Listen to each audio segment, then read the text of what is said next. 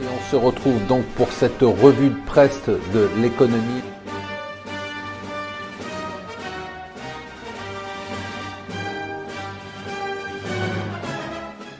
Bonjour et bienvenue sur Mon Financier pour le Morning Zapping. Nous sommes le vendredi 6 juillet. Je commence par la nouvelle la plus importante du jour. Ce soir, n'oubliez pas, c'est votre argent exceptionnel. On rejoue la semaine et on vous donne des conseils. Le Figaro nous dit que Macron patine. Les sondages sont en baisse. Sa cote de popularité chute. Il est au même niveau, enfin 3 points au-dessus d'Hollande à la même période, ce qui est pour dire que ça ne va pas très fort. Il faut dire qu'il patine un peu en ce moment, notamment sur les questions de société et de l'immigration. Il n'est pas très clair. Ça y est, c'est aujourd'hui que les taxes américaines sur les importations chinoises tombent. Ça va être une nouvelle importante. C'est la mise en place vraiment du début de la guerre commerciale.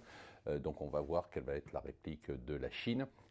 L'Allemagne a fait monter les marchés hier. Angela Merkel a considéré qu'on pouvait envisager de baisser les taxes sur les importations de voitures en Europe de façon unilatérale pour apaiser un peu la colère de Donald Trump. Donald Trump qui serait prêt du coup à enlever une partie des taxes sur les importations aux États-Unis européennes. Donc on sent qu'il y a une ambiance de conciliation. Par contre, entre la Chine et les États-Unis, il n'y a rien de nouveau.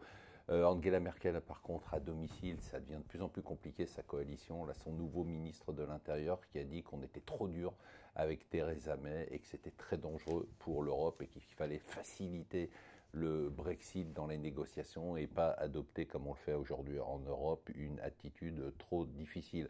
L'immobilier, toujours l'immobilier, encore l'immobilier, le crédit immobilier explose, 5,7% de hausse. Ce ne sont pas des renégociations de crédit qui représentent que 19%, c'est clairement des nouveaux crédits immobiliers pour des achats. On parle d'une hausse de 5,7% des crédits depuis un an. Bon, c'est un peu le bordel, hein, ce prélèvement à la source a à peine commencé que déjà ça doit s'arrêter. Les emplois à domicile, déjà les 250 000 personnes qui sont employées à domicile ne seront pas soumis à l'impôt au prélèvement à la source parce que ce n'est pas organisé encore et qu'il y a des cafouillages. Et puis bien sûr, l'événement du jour, la France s'arrête à 16h, vous aussi, nous aussi, on se souhaite bonne chance et moi je vous souhaite une bonne journée, je vous souhaite un bon week-end.